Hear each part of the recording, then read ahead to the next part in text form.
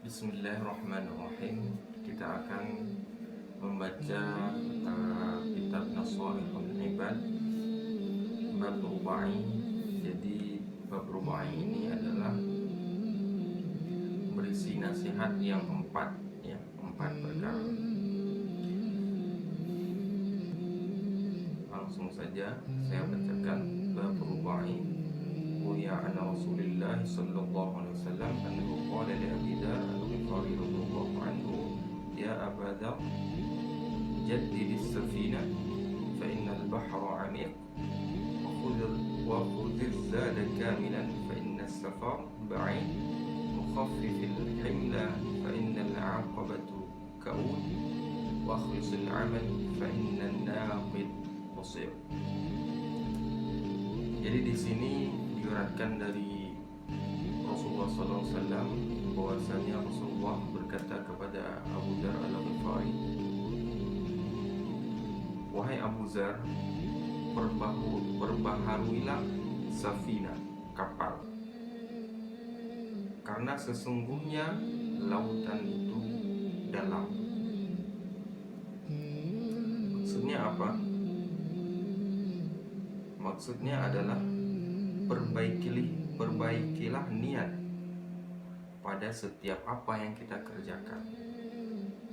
Perbaguslah niat kita untuk Allah. Apa yang kita kerjakan semata untuk Allah Subhanahu wa taala, supaya kita mendapatkan al-ajru wan najah min adzabillah. Kita mendapatkan balasan, pahala dan selamat dari azab Allah Subhanahu wa taala. Jadi maksudnya itu kita harus memperbaiki niat kita terus. Kemudian juga di sini ditulis oleh Umar bin Al-Khattab kepada Abu Musa al-Asy'ari. Ditulis surat kepada beliau, kepada Abu Musa al-Asy'ari. Dan tulisannya langsung saja saya bacakan artinya. Siapa yang niatnya itu khalis, ikhlas niat, maka Allah akan mencukupi antara dia dan manusia. Kemudian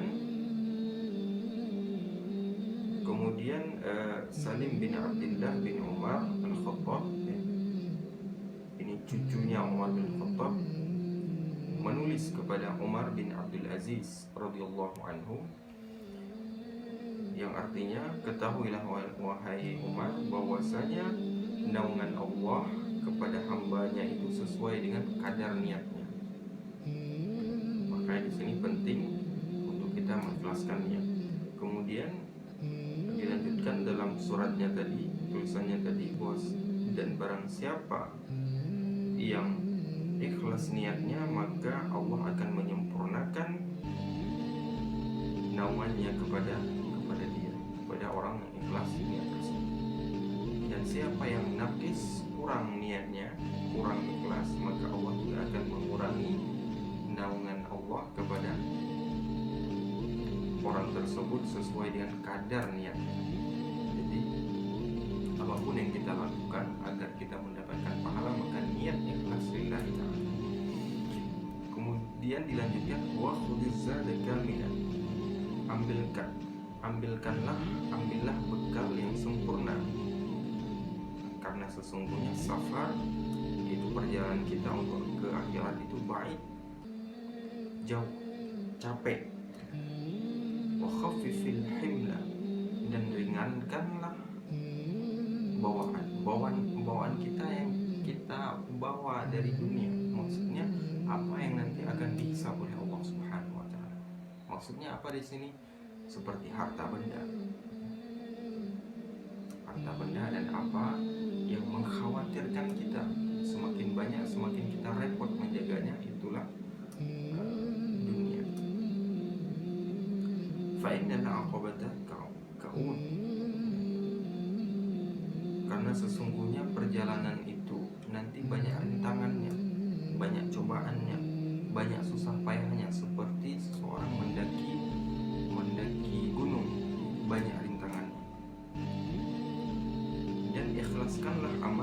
husnal amal fa innan naqid, karena sesungguhnya Allah itu melihat kita selalu dalam pantauan dan penglihatan Allah Subhanahu wa taala.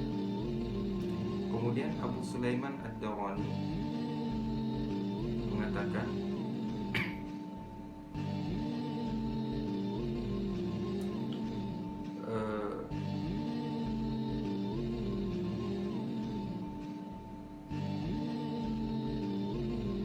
ikhlaskanlah amal. Ini hadis juga, ikhlaskanlah amal maka kamu akan mendapatkan pahala setiap hal yang engkau kerjakan, sekecil apapun hal yang engkau kerjakan. Jadi di sini menariknya yang tadi itu yang ringankanlah bawaanmu, maksudnya bawaan dunia, bawaan dari dunia. Di sini dalam hadis lain dijelaskan bahwasanya Abu Dzar, bahwasanya pada suatu hari Rasulullah SAW keluar, kemudian mengatakan kepada Abu Dzar, ya Abu Dzar,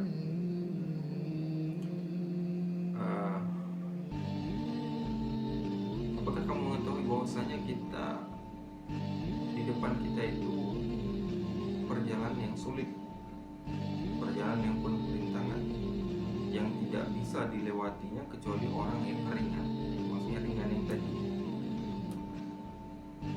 Kemudian seseorang berkata, wahai Rasulullah, apakah kami ini termasuk orang yang mukhifin, orang yang meringankan bawaan tersebut, atau menjadi yang memberatkan?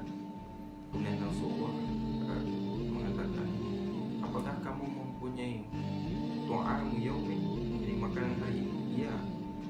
Kemudian Rasulullah menanya lagi, tu'am ghadin, dan makanan untuk besok hari? Iya.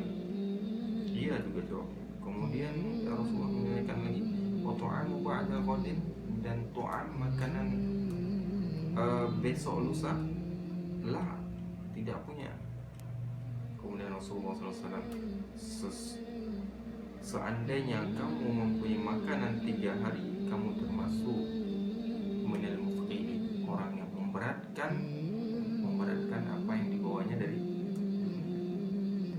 Masya Allah, ini mungkin nasihat bagi kita agar tidak terlalu fokus, tidak terlalu mengejar dunia, karena akan memberatkan kita nanti ketika di akhirat.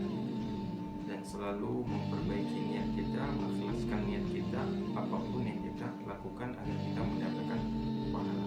Karena ibadah itu apapun yang kita niatkan untuk Allah Subhanahu wa taala itu mendapatkan pahala, dan itu dihitung sebagai ibadah. Mungkin itu yang untuk bab rubai, hadis yang pertama.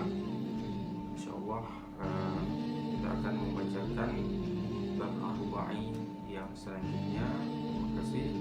Assalamualaikum warahmatullahi wabarakatuh.